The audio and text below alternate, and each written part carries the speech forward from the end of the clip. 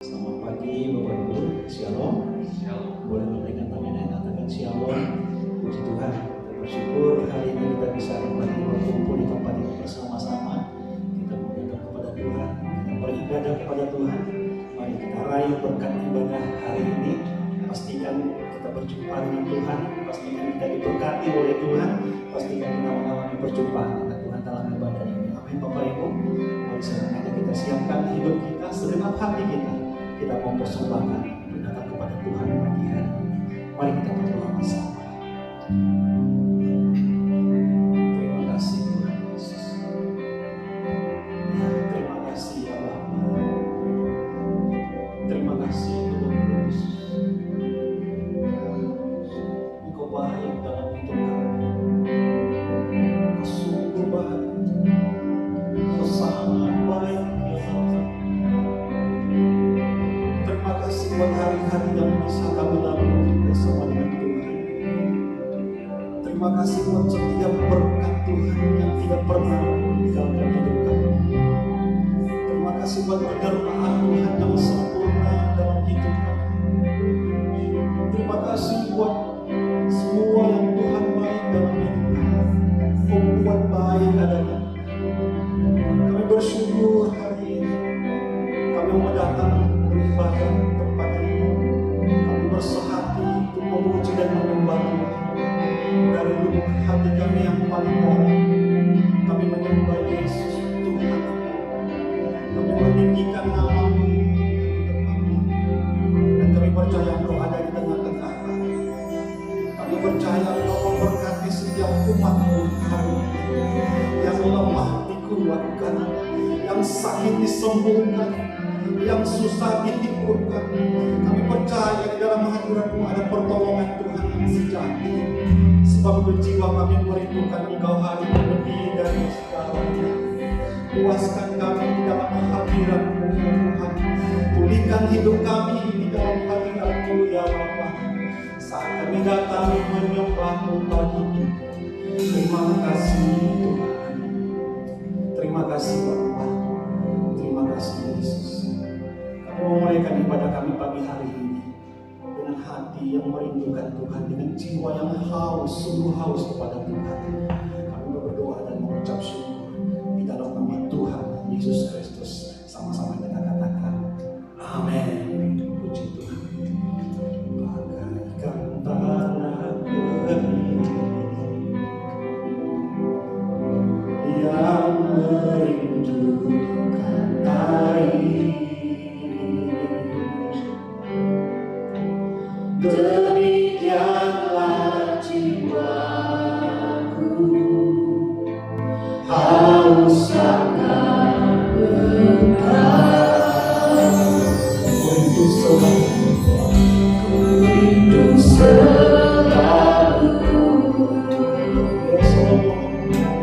hadir di hidupku.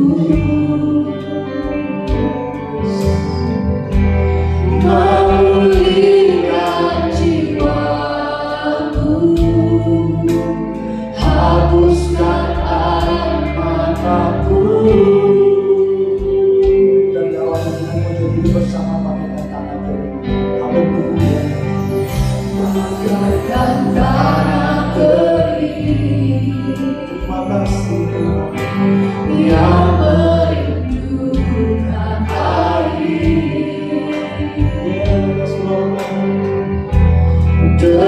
Demikianlah jiwaku haus akan Engkau. Ku rindu selalu hadir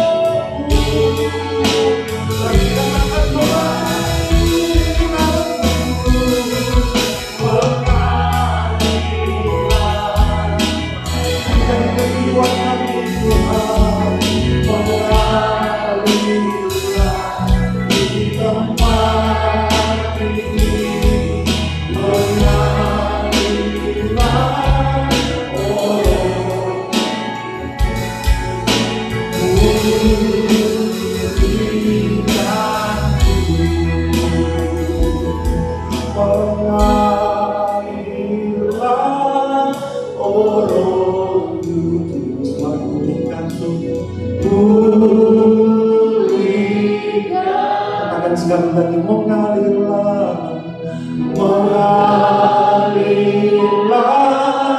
oh Roh Kudus, berikanku.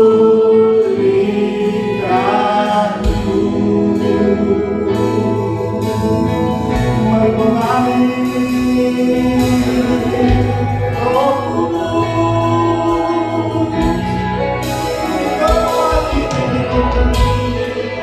di hati kami.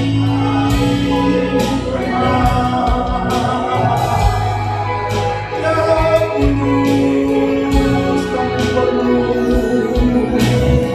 pulihkan setiap hati, pulihkan setiap hidup kami. Ya Kudus,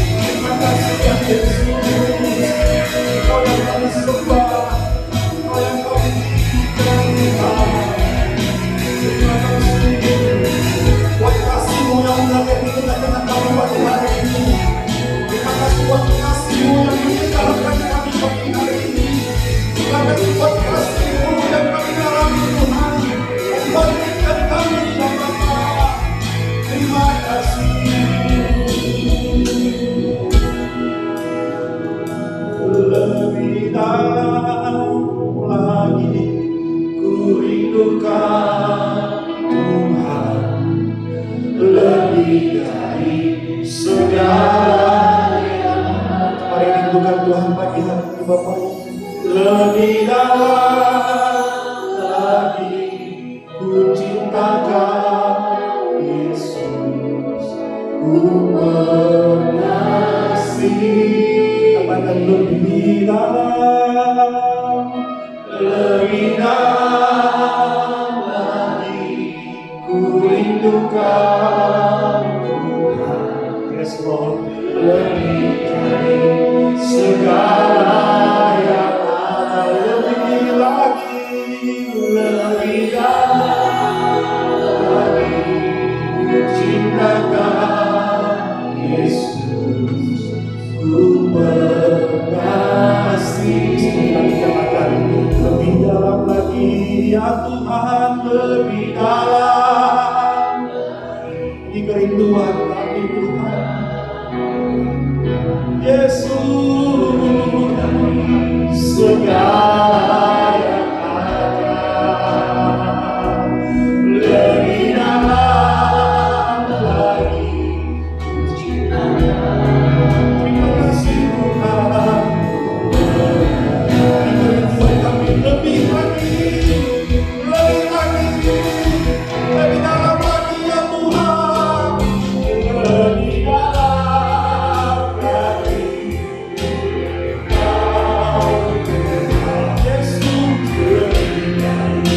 segala yang ada,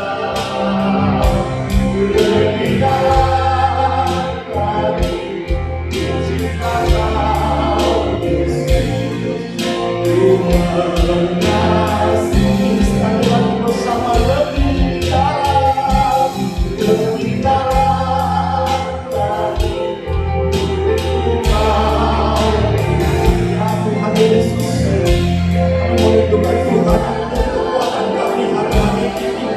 Kami merindukan Tuhan lebih lagi hari-hari ini. Haleluya.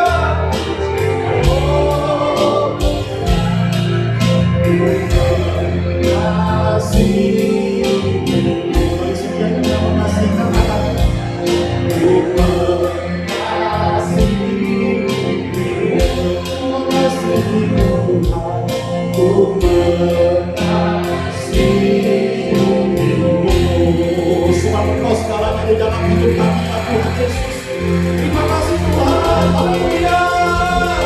Haleluya.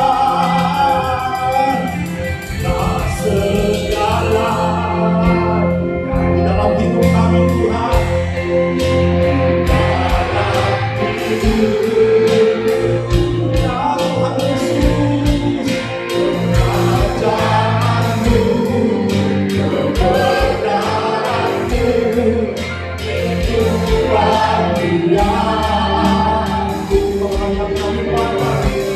Oh yang Tuhan, kau puji-puji di tempat ini Tuhan. Begitu kami kepada ya Bapa, kami mengasihi-Mu, memuliakan Bapa. Kau segalanya di dalam hidup kami. Oh, segala dalam hidup kami, di dalam hidup. Terima kasih Tuhan. Kerajaanmu, kebenaranmu, itu bagianmu. Haleluya. Yang ada Tuhan. Haleluya. Segala hidup. Terima kasih Tuhan Yesus.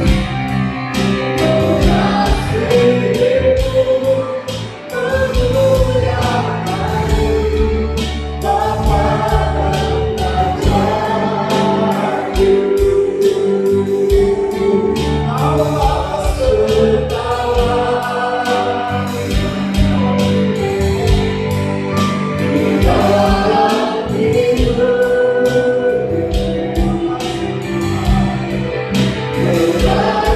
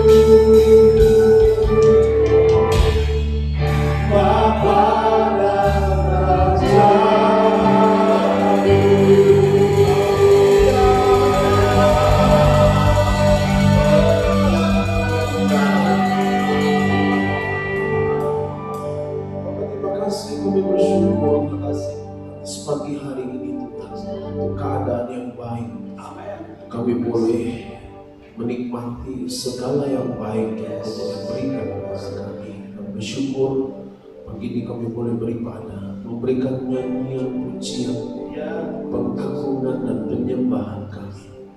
Dan biarlah Tuhan, lewat apa yang kami boleh diberikan, itu boleh menyenangkan hati, itu boleh menyenangkan hati. Sebagai satu ungkapan kami bahwa Tuhan Engkaulah segalanya buat kami. Terima kasih untuk waktu kami boleh dengarkan firman.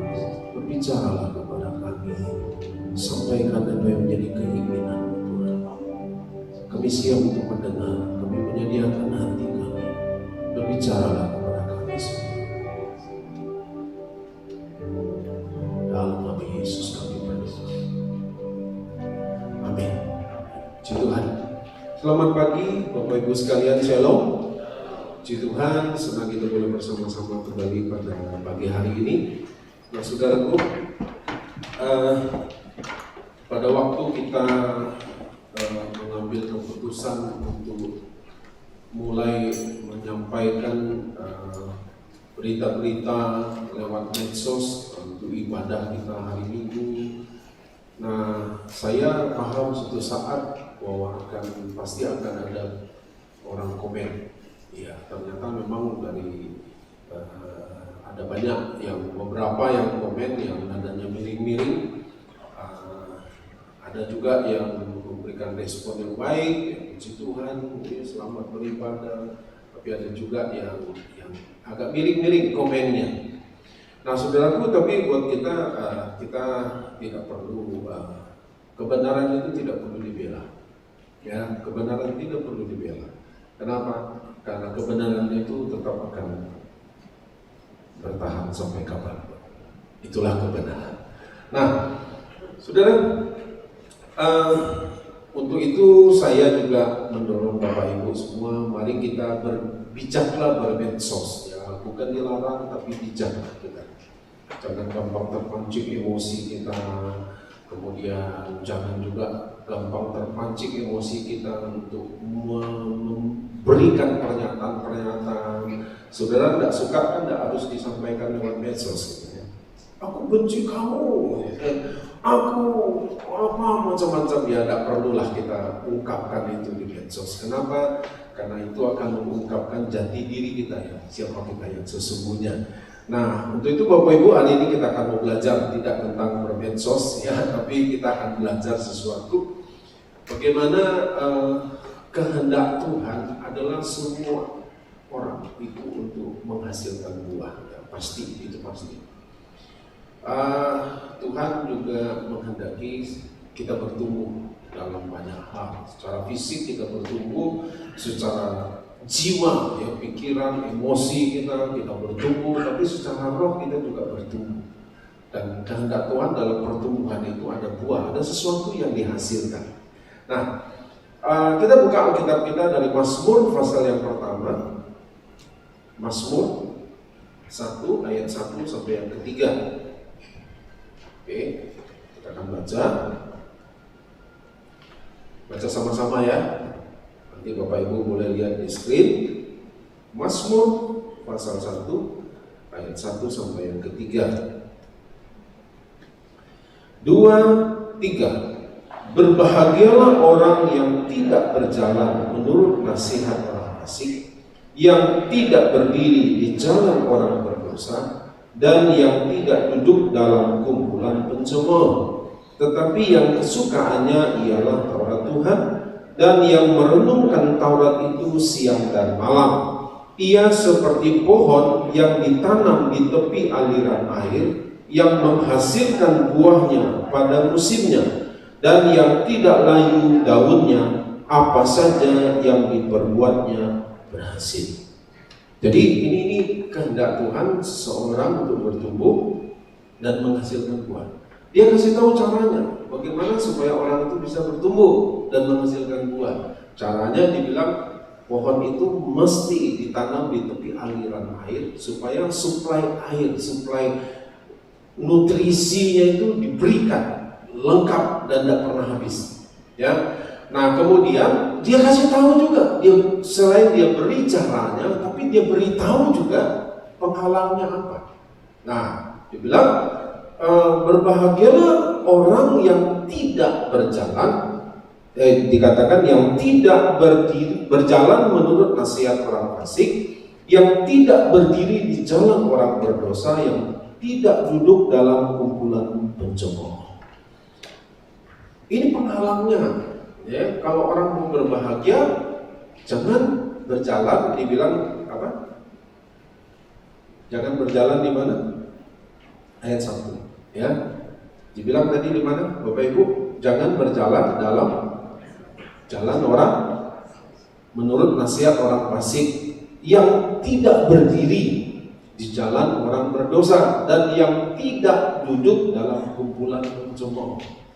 Jadi kalau ingin bahagia, jangan lakukan ini. Kan ini menghalangi orang berbahagia, menghalangi orang bertumbuh dan menghasilkan buah. Nah sekarang kita akan coba lihat ya, kalau kita tahu itu penghalang. Kalau Gembala pembina kita bilang kemarin ini benalu. Ya. Jadi hari ini kita mau belajar kalau ketika berbuah itu disabotase oleh yang namanya benalu. Ya. Apa itu benalu? Benalu itu adalah tumbuhan yang menumpang pada tumbuhan yang lain dan menghisap makanan dari tanaman yang dia tumpangi. Nah itu benalu. Ya. Jadi benalu itu adalah tumbuhan yang menumpang pada tanaman yang lain dan menghisap makanannya dari tumbuhan yang dia tumpangi. Nah itu namanya benalu. Ya. Kalau kita kan sering kita kasih istilah orang ya, orang tidak mau kerja, datang bertamu ke rumah kita pas jam kita makan, sampai orang bilang kamu ini jadi benalu aja nih ya. Kenapa? Karena dia menghisap makanan dari tumbuhan yang lain ya. Nah penyebarannya, karena yang pasti gini, kalau saudara tanam satu tanaman, pasti saudara juga tidak menanam benalu di sana. Kenapa? Karena kita tahu kalau kita tanam benalu nanti tanaman kita akan jadi kesedot dia. Harusnya berbuah jadi tidak berbuah. Kenapa? Karena sari makanannya disedot sama benalu. Benalunya yang makin besar, tanaman kita jadi kerdil, jadi berhenti berbuah. Nah, penyebarannya benalu ini saudaraku, dikatakan begini, ada burung yang memakan biji dan buah benalu lain itu kemudian dimakan, terus dia pergi membawa ke pohon nanti ditaruh di sana, tumbuh dia.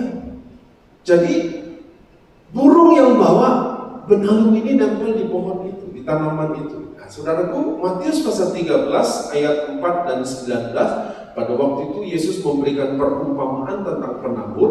Ingat ya, minggu lalu kita juga sudah bahas, minggu lalu dan 2 minggu lalu, bahwa ada benih yang ditabur di pinggir jalan, kemudian datang burung memakan benih itu. Ya, jadi dalam konteks ini burung ini memberikan pengertian, ayat 19 berkata burung itu adalah si jahat. Ya, datanglah menabur benih dan datanglah burung dan memakannya sampai habis. Jadi ayat 4 dan 19 itu, burung itu adalah cerita tentang si jahat atau si iblis. Jadi tanpa kita sadari, saudaraku, Bapak Ibu, ada pohon yang Tuhan sudah berikan, yaitu kehidupan kita ini. Tapi tanpa kita sadari, ada banyak burung yang coba tanamkan benih benalu dalam hidup kita. Dia tabur benalu itu, kadang-kadang ada yang tumbuh, ada yang tidak. Nah, seringkali kita tiba-tiba tersadar, loh kok aku sudah begini ya, kenapa begini ya, kok aku jadi jahat begini ya. Tanpa kita sadari, si burung itu atau si jahat itu tabur benalu. Dan tanpa kita sadari, kadang-kadang yang dia tabur itu 5 tahun yang lalu, 10 tahun yang lalu, tapi dia tumbuh besarnya mungkin baru sekarang. Jadi makanya kita perlu cek terus, waspada. Kenapa kita harus waspada? Karena kadang-kadang kita tanpa kita sadari, seperti perumpamaan tentang ilalang dan gandum itu, tanpa kita sadari waktu semua orang tidur dikatakan Si jahat menabur benih ilalang, ya miriplah ilalang dengan benalu. Nah, kita coba mau lihat, saudaraku, apa benalu dan belalang yang perlu kita perhatikan ini. Jadi dibilang orang yang tidak berjalan dalam nasihat orang fasik, yang tidak berdiri dalam kumpulan orang berdosa, dan yang tidak duduk dalam kumpulan orang pencemooh. Nah, kita coba melihat. Benalunya itu adalah orang fasik, orang berdosa, dan pencemooh. 3. Jadi ini jadi benalu. Nah, apa itu orang fasik, apa itu orang berdosa, dan apa itu pencemooh? Nah, ini kita mau lihat, kita mau belajar supaya kita sementara kita dengarkan firman, ini bisa jadi bekal untuk kita ke depan. Kalau ada benih-benih ini yang coba ditabur sama si iblis, jangan biarkan dia tumbuh di pohon kehidupan kita. Harus cepat-cepat dibuang. Ya, kalau tiba-tiba kita sudah sadar, kok ada benalu sudah besar di hidup kita, ya cepat aja buang gitu. Jangan biarkan dia terus hidup. Ya, nah orang fasik yang dimaksud di sini dalam bahasa Inggris itu ditulis ungodly, ya, atau morally wrong. Ungodly ini kayak orang tidak rohani gitu ya. Moralnya itu salah atau morally wrong, ya, atau ungodly. Ini yang dimaksud orang fasik. Jadi pengertiannya begini, saudara, orang fasik ini adalah orang yang tidak percaya Tuhan, atau dia percaya Tuhan, dia tahu firman, dia tahu kebenaran, tapi tidak melakukan. Nah, ini fasik. Ya. Nah, jadi kok bisa ya orang tahu firman tapi orang tidak melakukan? Kenapa? Moralnya salah, hatinya itu yang salah. Ungodly, morally wrong. Moralnya itu yang salah. Jadi kalau moral itu hubungannya pasti ke hati. Nah, jadi saudaraku, jangan biarkan kefasikan ini, kita sudah jadi orang percaya, tapi jangan biarkan benih kefasikan itu nempel dalam hidup kita. Karena kalau kita biarkan dia nempel, suatu saat dia akan membesar dan kemudian kita terkaget-kaget. Kenapa? Karena dia lebih berkuasa dari pohon itu. Kalau benalu dibiarkan, dia akan lebih menguasai, dia akan lebih berkuasa daripada pohonnya. Nah, sekarang kan kita cuma mau cek yang lebih berkuasa atas hidup kita ini siapa? Kita kan tahu pada waktu kita menjadi percaya kepada Tuhan, kita menjadikan dia Tuhan itu dalam bahasa Yunani itu dibilang kurios. Kurios itu apa? Penguasa tunggal. Jadi kalau saudara jadi agen tunggal, yang lain tidak boleh masukin produk yang sama. Kenapa? Karena tunggal, agen tunggal, satu-satunya. Nah, kalau dia jadi penguasa tunggal, harusnya dia yang berkuasa, bukan yang lain. Tapi kalau kita biarkan emosi kita yang berkuasa, artinya Tuhan bukan jadi penguasa lagi. Kalau kita biarkan keinginan jahat itu yang menguasai kita, artinya bukan dia jadi kurios, bukan dia jadi penguasa tunggal. Nah, kita mau jadikan Tuhan itu sebagai penguasa tunggal untuk pohon ini. Supaya apa? Nah, itulah gunanya kita datang hari Minggu, kita setiap hari kita berdoa, supaya kalau si jahat itu tiba-tiba nempelin benih benalu, dia menempelkan, dia memberikan benih ilalang, penguasa itu akan kasih tahu kita, dan tinggal kita mau dibersihkan apa enggak. Makanya Tuhan kan bilang ini, ranting yang tidak berbuah dipotong. Ada kalanya dalam hidup kita ini ada ranting-ranting yang mesti dipotong, mesti dibuang. Ya, sifat-sifat kita, tingkah laku kita, kebiasaan kita, cara berpikir kita, moral kita itu yang kadang-kadang mesti dipotong. Supaya apa? Supaya jangan benalu itu makin besar dia. Nah, untuk itulah Bapak Ibu kita belajar, ya. Jadi benalu yang pertama orang fasik.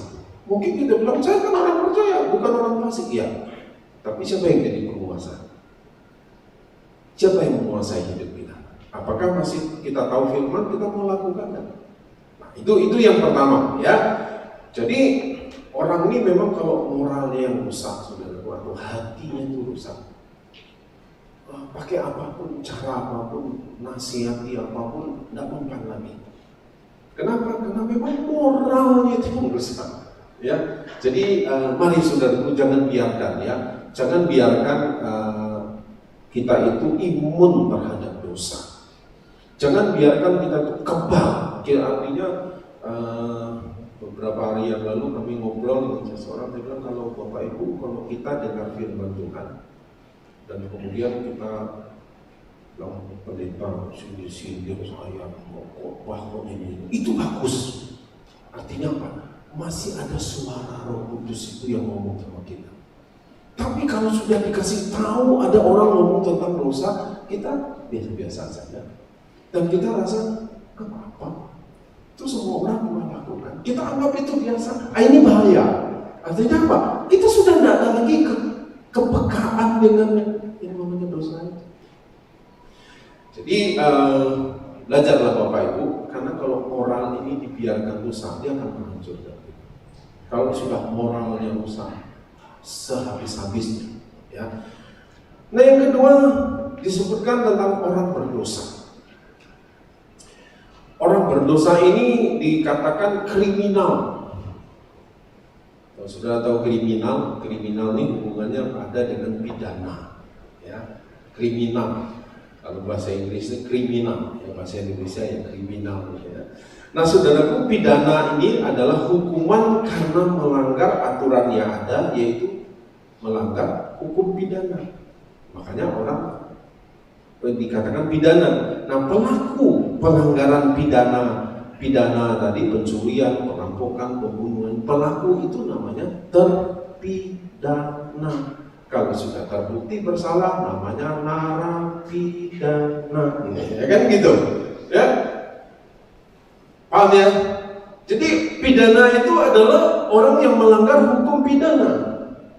Kalau dia sudah melanggar, namanya dia terpidana. Ya, kalau terbukti dia bersalah dan hakim memutuskan kamu bersalah karena melanggar hukum pidana, makanya namanya jadi narapidana. Nah, saudara, konteksnya ini tentang firman Tuhan. Tentu yang dilanggar itu bukan hukum pidana saja.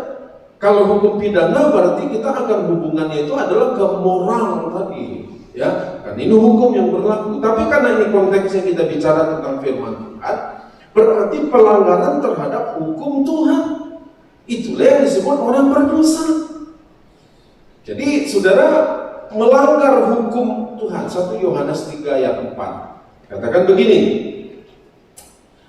setiap orang yang berbuat dosa melanggar juga hukum Allah, sebab dosa ialah pelanggaran hukum Allah. Jadi orang yang melanggar hukumnya Tuhan itu berdosa. Apanya hukumnya Tuhan? Ya firman Tuhan. Itulah hukum. Bukan hukum riba, bukan, tapi inilah hukum. Bahkan kalau kita tahu hukum pidana dan hukum perdata pun banyak yang mengacu kepada firman juga. Nah, saudara, mari kita mau lihat. Ada yang kedua, yang pertama tadi orang fasik, yang kedua orang berdosa. Jangan dikatakan, jangan engkau berdiri dalam kumpulan orang berdosa. Jangan berjalan di jalan nasihat orang fasik, tapi jangan berdiri dalam orang berdosa. Orang yang suka melanggar hukum. Hukumnya apa? Hukum Tuhan. Jadi mari kita mau belajar Bapak Ibu dalam kehidupan ini. Jadikan hukum Tuhan itu sebagai dasar, sebagai standar hidup kita. Ya, jangan melanggar hukum itu. Itu saja. Kalau hukum Tuhannya sudah berkata begitu, ya sudah, tidak usah berbantah-bantah. Ya, seperti saya katakan tadi, orang itu bilang ibadah itu adalah 24 jam kepada Yesus. Untuk apa lagi ke gereja? Kira-kira begitu dia bilang. Kan dia seharusnya mengingat juga, ada Ibrani 10 ayat 25 berkata, janganlah tinggalkan pertemuan-pertemuan ibadahmu. Ya, pertemuan ibadah begini, jangan tinggalkan katanya. Kenapa? Karena ini hukum Tuhan. Kenapa kita beribadah? Karena memang hukum Tuhan begitu. Kuduskanlah hari Sabat, beribadahlah kepada Tuhan, dan jangan tinggalkan pertemuan-pertemuan ibadah. Nah, itu yang kita lakukan. Artinya kita sedang belajar mengikuti hukum Tuhan. Nah, hukum Tuhan ini kan banyak yang lain-lain yang kita perlu pelajari, yang kita harus terus pelajari. Supaya apa? Supaya kita ngerti. Seringkali kita melanggar karena kita tidak mengerti.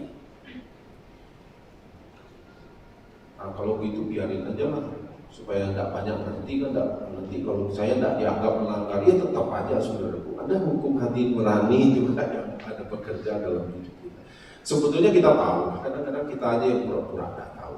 Ya, kita aja yang pura-pura mengabaikan. Kita yang kadang-kadang ya kita mengabaikan saja. Padahal sebetulnya kita tahu itu salah. Kita tahu itu melanggar hukum Tuhan, tapi kita abaikan. Nah, ini yang saya katakan saudaraku, suatu saat kalau kita terus mengabaikan, kita kayak jadi kusta, kebal, imun. Akhirnya kita tidak menganggap itu berdosa. Nah, ini nanti kita akan jadi berjalan dalam jalan orang berdosa. Ya, yang ketiga, yaitu tentang pencemooh. Jangan duduk dalam kumpulan pencemooh. Berjalan, jangan berdiri. Ya, tadi menurut nasihat orang fasik, jangan berjalan dalam jalan orang berdosa, jangan duduk dalam kumpulan pencemooh. Nah, kalau fasik dan berdosa tadi sepertinya dia sendiri bisa berdua bertiga, tapi bisa kebanyakan dia bisa sendiri. Tapi kalau yang namanya sudah duduk dalam kumpulan, berarti sudah lebih dari satu. Duduk dalam kumpulan, ini lebih dari satu. Artinya apa? Dia setuju orang itu lakukan itu, dan orang itu setuju apa yang dia lakukan. Itu kan duduk dalam kumpulan. Ya. Nah, saudara, apa arti pencemooh? Itu juga dikatakan ya to scroll, to mock, atau pengejek. Nah, dalam artinya, saudaraku, pencemooh itu adalah berkata buruk tentang sesamanya atau menghina sesamanya. Itu arti pencemooh. Saya juga kaget loh, arti pencemooh itu begitu. Nanti saudara yang boleh lihat di Kamus Besar Bahasa Indonesia. Kalau enggak, tanya sama Simbah Google, apa arti pencemooh? Pencemooh itu artinya berkata buruk tentang sesamanya atau menghina sesamanya. Itu arti kata pencemooh. Nah, Tuhan bilang jangan duduk di kumpulan itu. Ya, enggak boleh. Nah, coba lihat Amsal 22 ayat yang 10 katakan begini. Usirlah si pencemooh, maka lenyaplah pertengkaran, dan akan berhentilah perbantahan dan cemooh.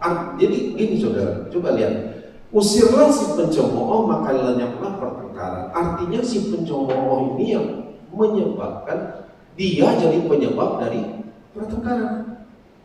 Jadi tinggal kita cek saja, entahkah itu di rumah, entahkah itu di pergaulan kita, suami istri, orang tua anak, atau kita dengan teman-teman, siapa yang jadi penyebab pertengkaran? Kalau dia yang jadi penyebab, itu pencemooh namanya. Kira-kira kan begitu artinya.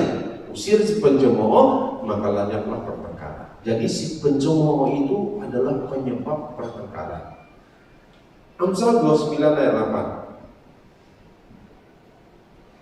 Pencemooh, apa dia bilang? Mengacaukan kota. Jadi yang menyebabkan kekacauan itu siapa? Si pencemooh tadi, si pengejek itu. Dia yang menyebabkan kekacauan kota. Jadi kacaunya terjadi satu kekacauan, itu pasti yang menyebabkan itu si pencemooh. Nah, kira-kira begitu artinya. Ya. Nah, Amsal 9 ayat 12. Jikalau engkau bijak, kebijakanmu itu bagimu sendiri. Jikalau engkau mencemooh, apa dibilang? Engkau sendirilah yang akan menanggungnya. Saudara, kalau kita mencemooh, nanti akan balik lagi sama kita. Ya, kita berkata buruk tentang teman sesama atau kita menghina sesama, nanti akan balik sama kita. Ini hukum, ya. Ingat tabur tuai kan? Apa yang kita tabur, kita akan tuai. Kita lakukan ini, pasti akan balik sama kita. Kenapa? Ini yang namanya hukum. Kalau hukum itu ada pilihan lain, memang begitu akan terjadi. Nah, jadi saudaraku ini Yesaya 29 ayat 20 berkata begini. Sebab orang yang gagah sombong akan berakhir dan orang pencemooh akan habis. Apanya yang habis? Reputasinya habis, integritasnya habis, masa depannya habis. Jadi orang yang pencemooh itu dikatakan akan habis. Habis, ya habis segala-galanya. Mungkin dia nama baiknya pun akan habis, itu reputasi. Nah, untuk itu saudara, mari kita belajar bahwa ada benalu-benalu yang kalau nempel dalam hidup kita, itu masih kuat. Jangan biarkan dia tumbuh dan merajai, bahkan dia lebih besar dari pohon yang sesungguhnya. Tapi kita mau setiap kali ada benih-benih benalu, cepat segera buang. Kalau kita tahu benalu itu sudah mulai tumbuh dan mulai membesar, yang kita lakukan apa? Ya buang saja. Karena ingat, benalu ini akarnya nempelnya di mana? Di pohon, bukan di akar. Ingat, jadi kalaupun benalu dibuang, pohonnya hancur enggak? Enggak. Tapi kalau benalunya dibiarkan, maka pohonnya akan hancur. Kenapa? Karena dia akan merusak, saudara. Dia akan rusak. Nah, pertanyaannya gini, saudara. Tuhan bilang berbahagialah orang yang tidak berdiri menurut nasihat orang fasik, yang tidak berjalan menurut nasihat orang fasik, yang tidak berdiri dalam jalan orang berdosa, dan yang tidak duduk dengan kumpulan pencemooh. Pertanyaannya begini, dengan siapa engkau berjalan? Dengan siapa engkau berdiri? Dan dengan siapa engkau duduk? Ini kan pertanyaan buat kita, ya. Jadi saudaraku, dengan siapa engkau sedang berjalan sekarang ini? Dengan siapa engkau duduk, engkau berdiri? Ini kan pertanyaan yang mesti kita jawab. Nah, ini sejalan juga saudaraku dengan apa yang dikatakan 1 Korintus 15 ayat 33. Katakan begini, janganlah kamu sesat, pergaulan yang buruk merusak kebiasaan yang baik. Jadi ini dikatakan begitu saudaraku, pergaulan yang buruk merusak kebiasaan yang baik. Dari mana kebiasaan itu muncul? Karena sesuatu yang rutin kita lakukan. Tapi pergaulan yang buruk tadi akan menghancurkan sesuatu yang rutin yang tiap hari kita lakukan. Kan kebiasaan ini munculnya kan karena kita setiap hari kita lakukan. Ya kan? Bangun tidur terus makan, kan tidak begitu kan? Bangun tidur apa yang sudah lakukan?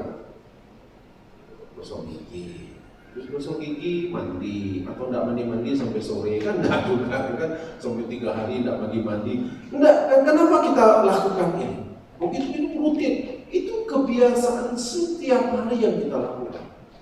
Begitu ada sesuatu yang tidak kita lakukan ini, ada rasanya kurang. Kenapa? Karena ini kebiasaan yang sudah rutin. Nah, kebiasaan ini akan rusak oleh apa? Pergaulan yang buruk.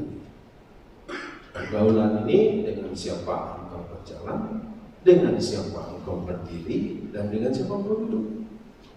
Ini sesuatu, ini pergaulan buruk bisa merusak. Jadi saudaraku, kita sudah lakukan banyak kebiasaan-kebiasaan yang baik. Banyak kebiasaan-kebiasaan yang baik yang terus kita sudah lakukan. Kita praktekkan terus sepanjang usia kehidupan kita. Jangan biarkan kebiasaan yang baik itu berhenti, rusak karena pergaulan yang buruk. Ya, jadi saudaraku, hati-hatilah. Ya, lihatlah siapa temanmu berjalan. Siapa temanmu yang berdiri? Dengan siapa engkau duduk? Ya, itu kita mesti cek. Ya, kita harus pilih dan kita harus menentukan pilihan kita ini supaya apa? Supaya jangan kebiasaan kita yang baik itu jadi rusak. Jangan nanti benih firman yang Tuhan sudah berikan kepada kita dan kita sudah lakukan itu jadi rusak gara-gara pergaulan yang buruk. Hari ini kita mau belajar kembali, ya, jangan biarkan pergaulan. Pilih-pilihlah, ya, anak-anak muda, ya kan, yang tua juga, pilih-pilihlah. Berapa banyak orang yang sudah hancur, ya, rugi uangnya ratusan, bukan hanya ratusan ribu, kadang-kadang ratusan juta. Kenapa? Karena ditipu lewat medsos itu, ya, ditipu saudara. Dan sekarang makin lama makin canggih. Kelihatannya itu sepertinya itu enggak menipu, tapi begitu orang banyak tertipu.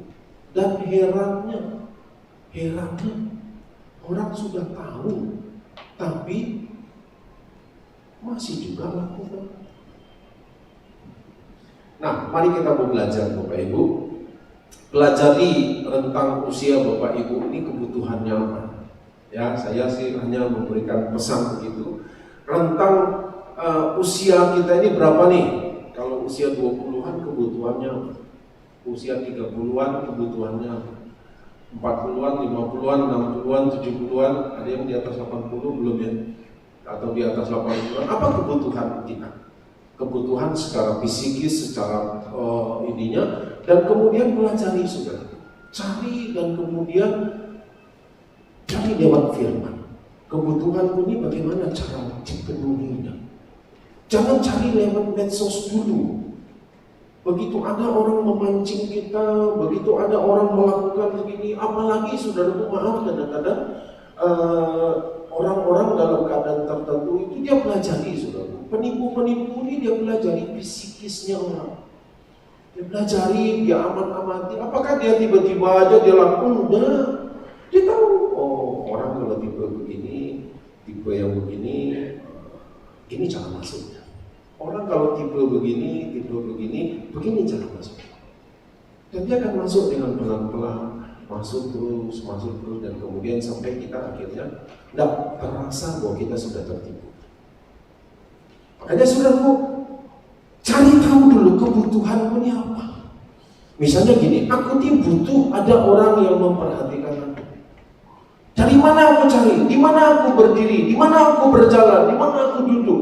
Karena itu nanti kira-kira bisa enggak orang ini, keadaan ini menolong aku?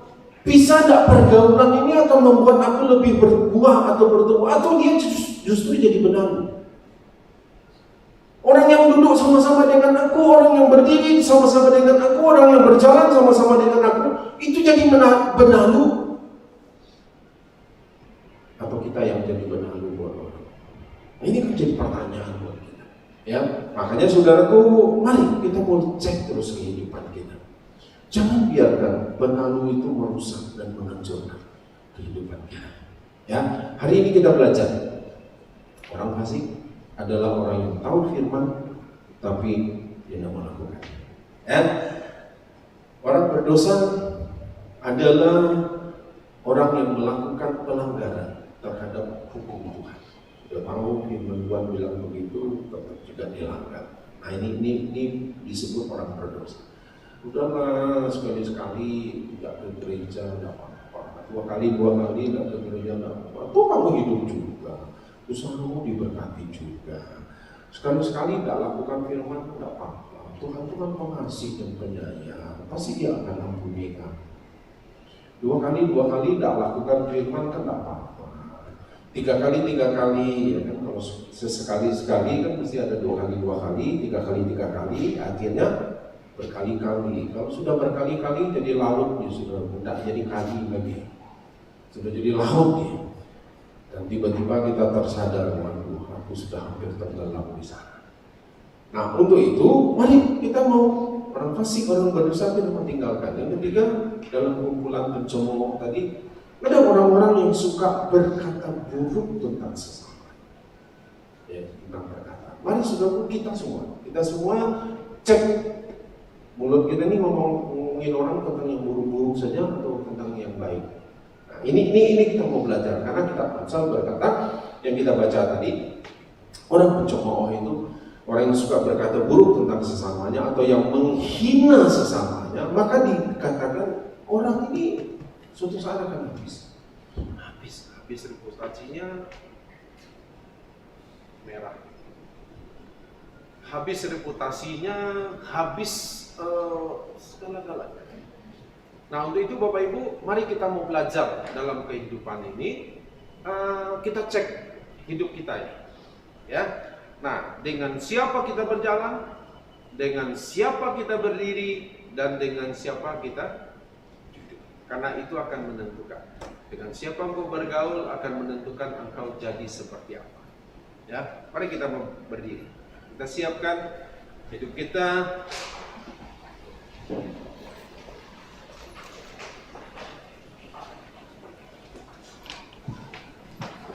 Bapak, terima kasih untuk hari ini.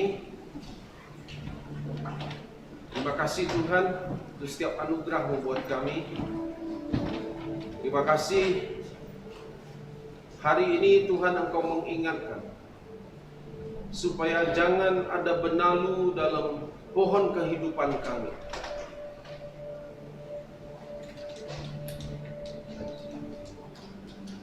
Ada kehidupan orang fasik, cara hidup orang berdosa, atau pencemooh yang jadi benalu. Tapi biarlah hari ini Tuhan, biarlah hari ini Tuhan kami boleh belajar sesuatu. Nah, saudara, kalau kita rasa ada benalu dalam hidup kita, mari kita mau buang. Jangan biarkan benalu itu ada. Karena suatu saat dia akan menghabiskan pohon kehidupan. Dia akan menghabiskan sehabis-habisnya. Dan dia tidak peduli. Tidak peduli engkau hancur, tidak peduli engkau akan rusak. Dia tidak akan peduli. Dia tidak punya belas kasihan. Kalau bisa pohon itu tercabut dari akarnya. Bapak, terima kasih untuk hari ini. Engkau boleh mengingatkan kami supaya kami boleh terus memperbaharui kehidupan kami. Terima kasih Tuhan, terima kasih. Kami bersyukur kepada untuk hari ini. Dalam nama Tuhan Yesus kami berdoa. Amin. Saudaraku, ada yang belum dilayani, mungkin belum menerima roti dan anggur, mungkin boleh angkat tangan, mungkin bisa dibantu. Bapak Ibu sudah terima roti dan anggur?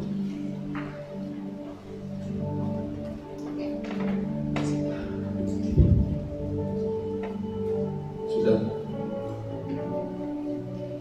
Ada yang belum? Oke.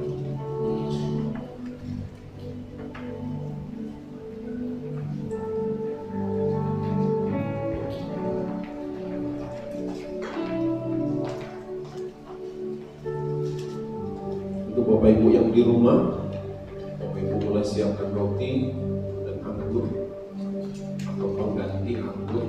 Bapak Ibu tidak punya di rumah.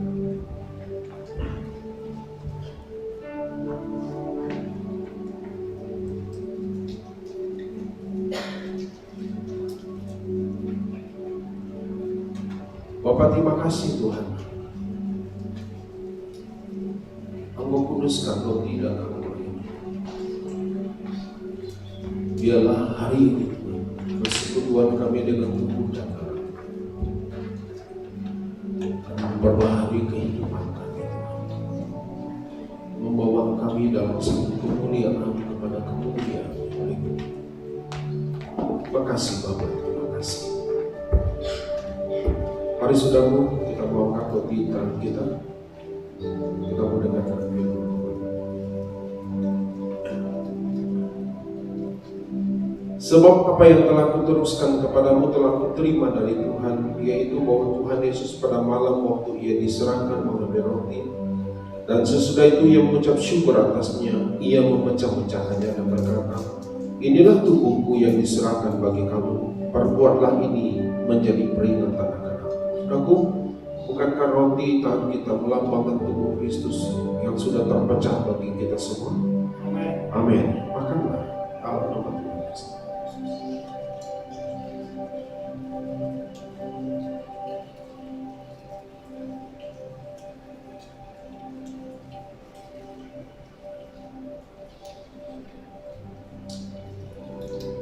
Angkat cawan di tangan kanan kita. Demikian juga yang mengambil cawan sesudah makan lalu berkata, cawan ini adalah perjanjian baru yang dimeteraikan oleh darahku. Perbuatlah ini setiap kali kamu meminumnya menjadi peringatan akan aku. Saudaraku, bukankah cawan di tangan kita melambangkan darah Kristus yang sudah tertumpah bagi penebusan dosa kita semua? Amin. Minumlah dalam nama Tuhan Yesus.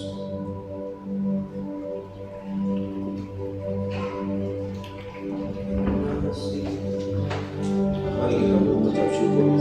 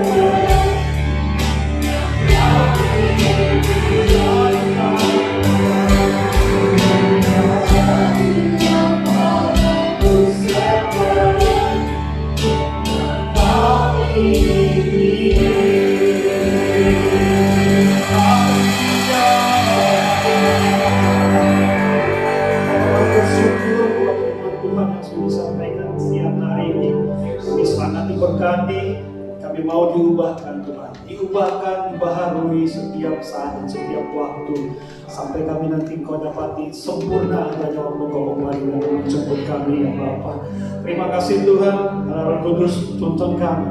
Firman yang kami dengar siang hari ini menjadi rema dalam kehidupan kami, menguatkan kami, mengubahkan kami dan menuntun langkah hidup kami.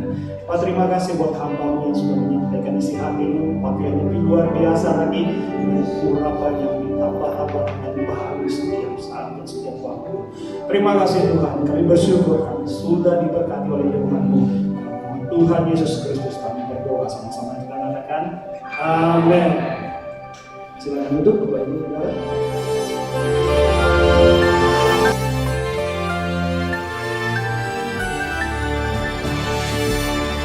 Shalom warga kerajaan, sungguh berbahagia kalau kita dipakai Tuhan menjadi seperti yang di belakang ini ya, menjadi kebun anggurnya Tuhan, Karmel ya, kebun anggurnya God ya, dan berbuah banyak yang mempermuliakan Dia. Karena kita sekali lagi tidak dipanggil untuk to be successful, tetapi to be fruitful. Mungkin Anda sudah bosan saya kata ini, saya akan terus bicara sampai itu terpatri dalam diri Anda. Bagaimana minggu yang lalu saya katakan hati-hati pada benalu.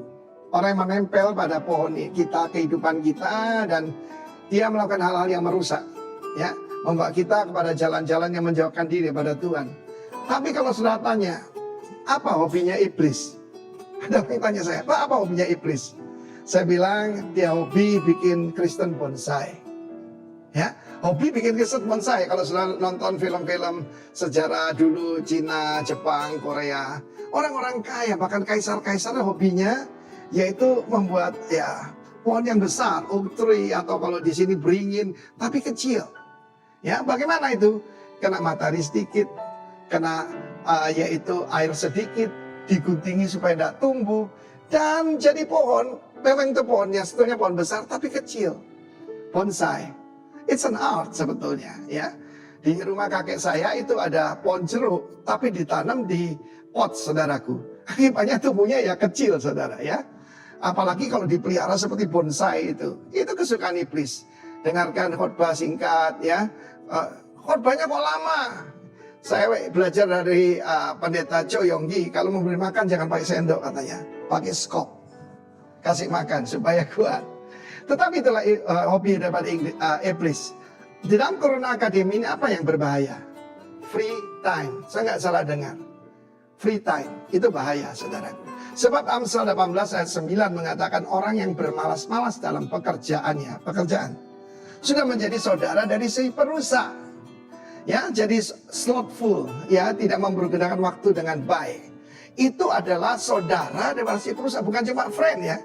Tapi brother, kalau namanya brother itu punya DNA yang sama gitu kan. Dari siapa? Si perusak. Si perusak ini ternyata adalah, kalau bahasa Inggris itu adalah great wisdom. Great wisdom. Baal Sahat. Sahat itu perusak ya. Membuat kita korup, membuat kita busuk, membusukkan. Bukan cuma itu saudaraku, membuat juga merusak, membuat hal yang jadi negatif. Karena apa? Free time. Bagaimana mencuri waktu kita? Seringkali kalau saya ketemu orang, tergantung daripada bagaimana dia bisa maju, tergantung bagaimana dia mempergunakan waktu. Salah satu tanda kalau saya berkata, kok lama sekali ya minggu depan? Saya sebagai hamba Tuhan selalu berkata, kok cepat sekali ya, sudah Natal. Karena kita tidak wasting time, saudara. Salah satu musuh kita kelihatan sederhana sekali. Mungkin karena generasi ya. Saya tidak seperti Donald Trump yang pakai Twitter itu. Bahkan Facebook pun saya tidak aktif. Yang generasi saya sesudahnya, Pak Roni, ya Pak Daniel, lalu juga Pak Yoyo dan sebagainya. Mereka ada di situ, di IG, ya di mana-mana. Saya lebih fokus kepada pengajaran. Dan karena itu jangan jadi Kristen bonsai. Terima firman Tuhan yang sepenuhnya. Ya, berdoa sedikit, mendengar firman Tuhan sedikit. Selalu tanya, berapa lama kalau khotbah? Kalau lama tidak mau dengar. Saudara yang kasihan Tuhan, mau bertumbuh kuat, berbuah, atau jadi bonsai. The choice is yours. Tetapi sekali lagi, jangan mau dicuri waktu. Salah satunya ya sosmed. Pergunakan sosmed hanya untuk memuliakan Tuhan. Tuhan memberkati. Amin.